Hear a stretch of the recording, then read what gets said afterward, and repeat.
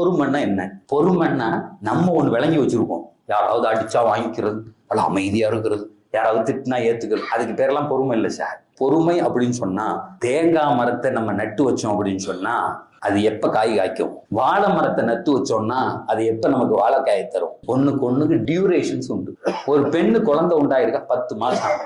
சரி, நமக்கு எதெல்லாம் தெரிகிறதோ புள்ள 10 மாசம் கழிச்சு வரும். தென்னை மரம் 5 வருஷம் கழிச்சு தேங்காய் காய்க்கும், மாமரம் 5 வருஷம் கழிச்சு காய்க்கும்.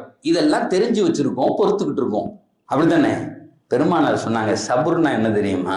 நீ தெரியாத விஷயத்தில் பொறுப்பதுன்னாங்க.